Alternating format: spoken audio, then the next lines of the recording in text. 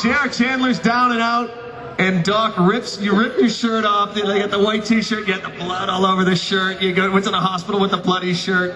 Nice move there. Yeah, I just want to say thank you for saving my life.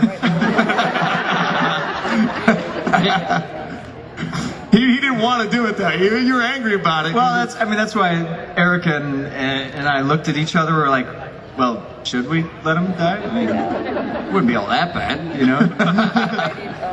Jamie Martin's got some juice still going on with Julia over at the hospital, because I noticed in that last scene, you guys were kind of eyeing each other like, and that's kind of an older woman situation going on there. How did that develop? Yeah, I don't know how that developed. That came out of nowhere.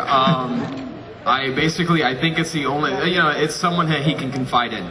He doesn't have a lot of people. Everybody's got their own things going on. Like Tad, he's looking for Cade and killed someone. Sorry about that, buddy. He's preoccupied. Everyone else really is. So he found someone that can relate to him. And it's not over, even though he says it is, or she says it is. I don't know who broke up with who. I can't remember. And you love to really go for the character development, Justin. And does having Julia Barr and Michael Knight playing your parents, having them, is that a couple that you look to for acting tips and for insights? I do. Julia Barr could read the phone book and win an Emmy. So it's amazing to me. She can do anything. Absolutely. Yeah. Plus, she's got the most amazing green eyes I've ever seen. So I just keep staring at my mom. It's not good. It's your mom. That's a little weird. Oh, my line. I love you, Mom. No, and Michael Knight is absolutely fantastic to work with. He's hard to work with, but he's absolutely fantastic. He likes to do a little bit of improv, which is great. Keeps you on your toes, so. It's like they're going like 5, 4. He's like, hey, did I tell you about that time when I was 2? What? You're like, and you're trying to get mad, and he's just telling you a joke. And he waits for like the line. Right for the last second. He just like kills you, and then it's like, oh, we gotta start over again. Sorry, I'm still laughing. And the woman who's making all these guys crazy, getting all this testosterone fired up at Pine Valley. Who? Alexa Havins, everybody.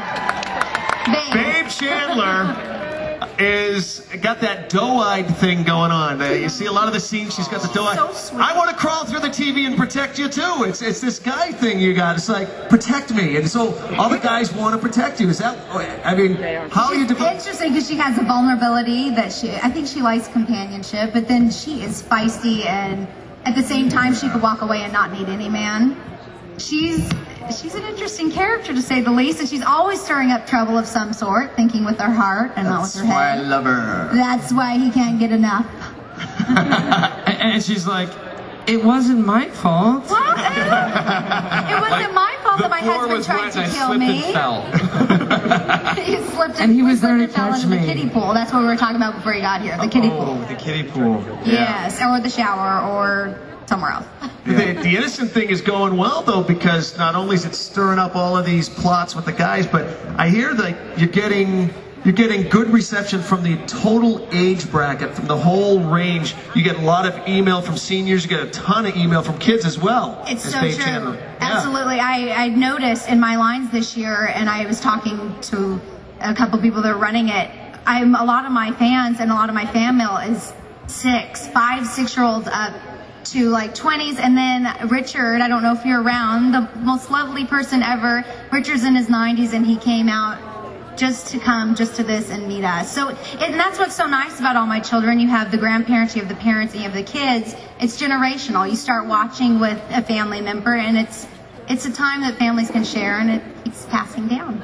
I'd just like to know, Justin, how similar is Alexa to Babe at home? I mean, yes, honey. How close?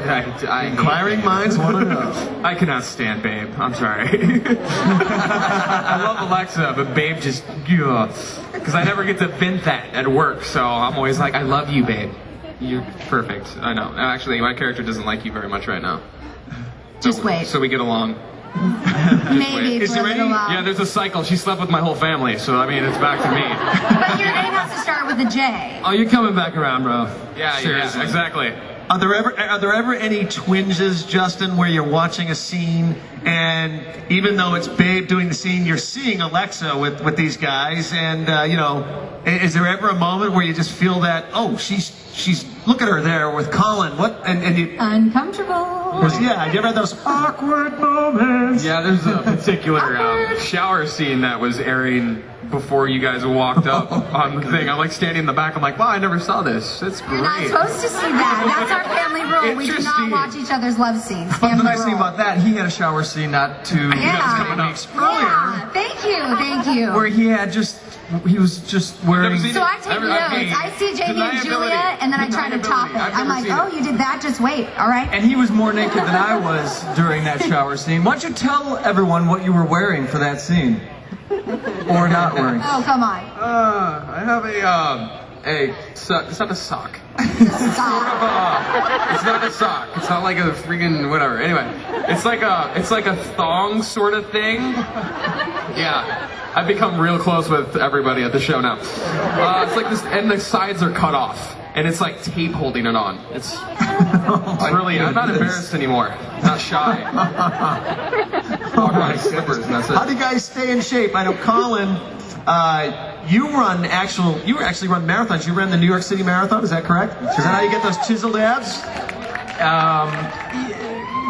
Yeah. I mean, that's definitely part of it. But I don't know. I mean, I was blessed because when I was younger, I was just really skinny, and I just was a late bloomer. I was really skinny, and it seemed like all my friends started to get the muscles, and like I had a really high voice for a long time, and I was just really skinny, and then all of a sudden, I don't know, it was like 16 years old. You became a man. All of a sudden, I wanted to play football, and I just started lifting weights, and my parents bought me an Arnold Schwarzenegger workout book, and a membership to the gym, and I just Pumping iron. I drank all those protein milkshakes, and now it's funny because all those guys that used to beat me up in high school, all their wives now send me fan mail. That's a beautiful thing. Revenge, it does taste sweet. You're being modest that you run marathons for charity. What do you dedicate your races to? Last year, I ran the San Diego Marathon and raised money for the Lymphoma and Leukemia Society. And and this year it was for Team for Kids, which is a charity that raises money to